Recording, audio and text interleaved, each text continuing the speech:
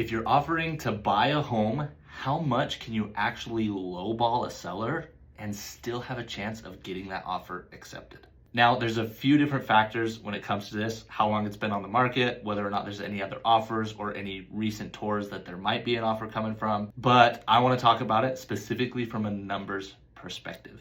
Now, say you're looking to buy a first-time home, you're looking about 300,000, maybe 350,000, something in that range. If you're making an offer where the seller's asking for 300,000 and you try to knock $50,000 off the price, that's almost 16% of the purchase price. Most people aren't even bringing that much down payment to the home.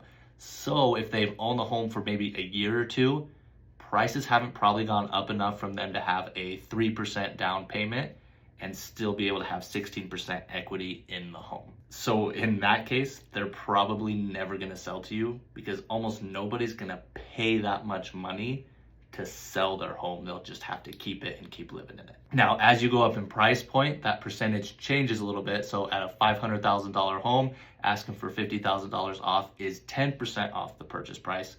Now, there may be scenarios where they might have that much equity, but that's still kind of a tough thing to ask for 50,000 off versus if you go up to like $1 million, that's only 5% of the purchase price is 50 grand. So if you're trying to ask for 950 instead of $1 million, that's less of a relative difference in the price, and it's more likely to actually get an accepted offer or have more negotiating power there. Now, I realize with negotiating, you might be offering super low so that you can get them to come down a little bit into a little bit more price range what you're looking at. So it feels like you're giving them something coming up in price and they're giving you something coming down in price. And that is a valid strategy, to offer low and be able to come up on price a little bit just because you want them to drop, as long as you're not expecting them to accept your first offer right away, and you know that with lowballing, you're probably gonna have to come up a little bit if they're gonna come down a little bit.